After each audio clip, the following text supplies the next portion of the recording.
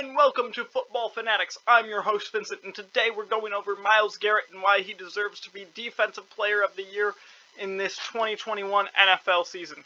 So starting off here at Week 1 versus the Kansas City Chiefs, he's going against the left tackle Orlando Brown, who's 75.1 PFF graded. And here, he will use that great speed that he has to run around the left tackle Orlando Brown. Let's watch it. Had too much speed, unable to get really even hands on him. Nice play there. Gets around. Love to see it. So here coming up into Week 3 versus the Bears. He will be left one-on-one versus Cole Kmet, the tight end.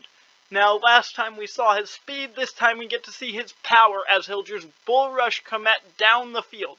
Now, not only is he powerful, he's smart. He will bull rush him vertically down the field, so that way he can come off to the inside for the free sack.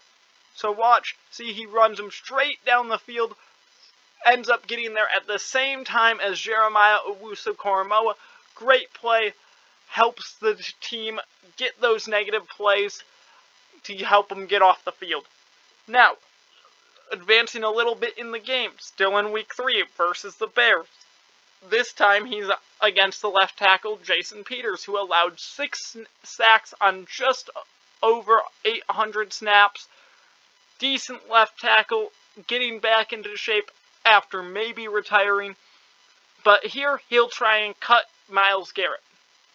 Now, he will make good contact with him at the thigh level. However, as we watch, Garrett should have to go down, but he keeps his feet. Now Peters is on the ground. He's able to run around Peters, who's flailing about on the ground, trying to do anything to stop the end.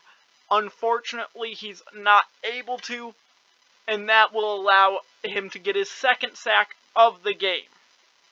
Now here, coming up, we have him against the right guard. He's moved to the interior for this 3rd and 8, critical down.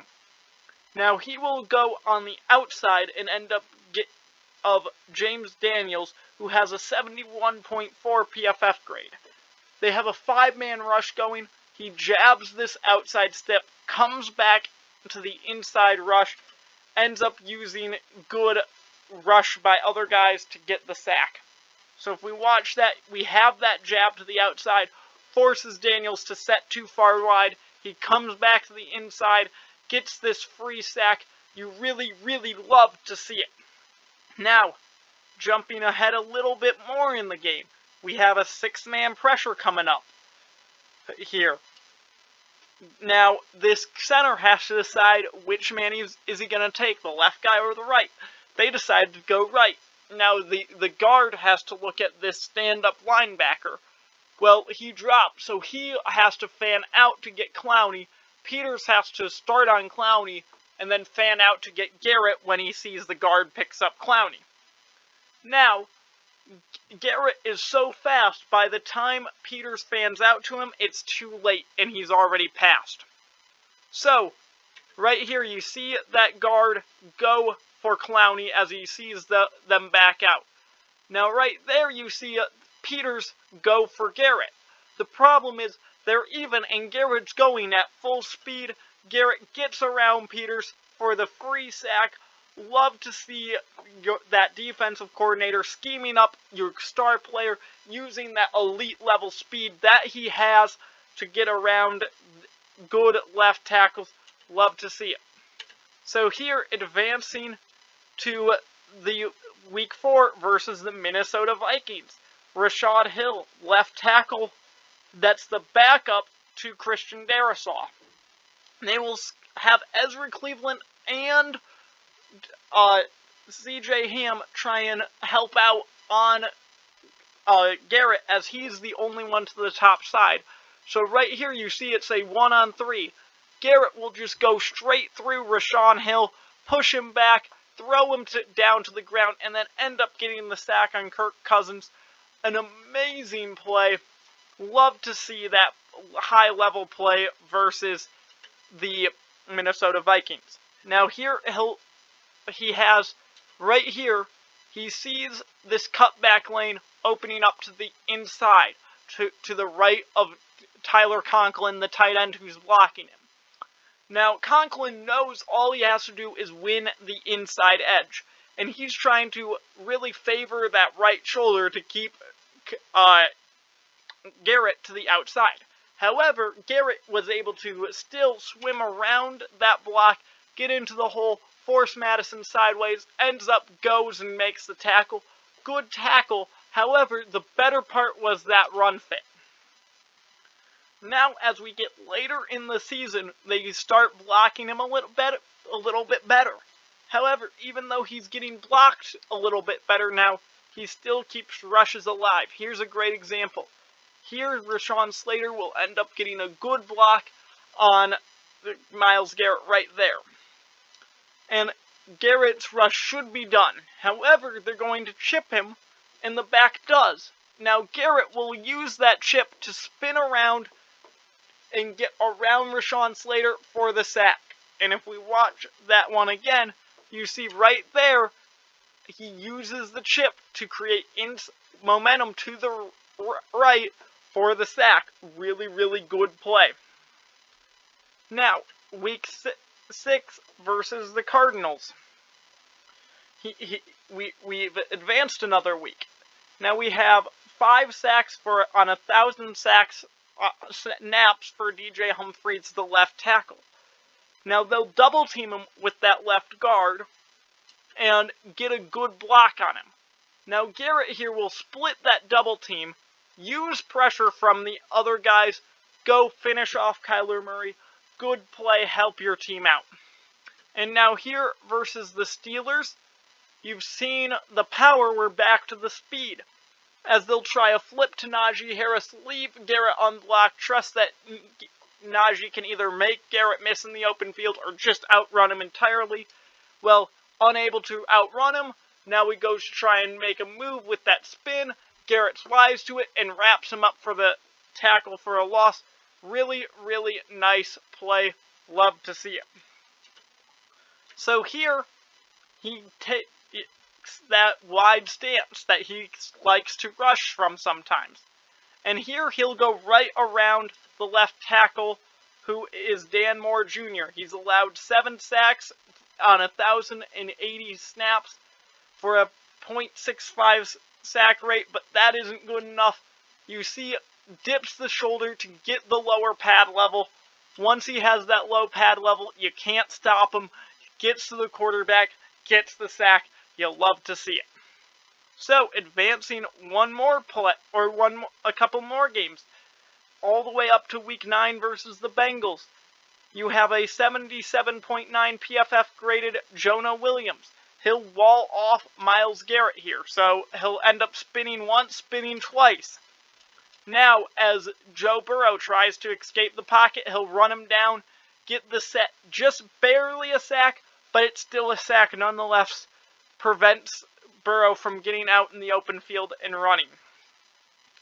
And here, again, just like the one versus the Steelers, he lowers the pad level. Same exact pass rush move that he did versus the Steelers. Ends up getting his second sack off that pass rush move. Here, another camera angle. He goes, gets that low left shoulder. Jonah Williams' shoulder level is too high, and with that he has that advantage where you can just turn that corner, get the sack. Love, love, love to see it.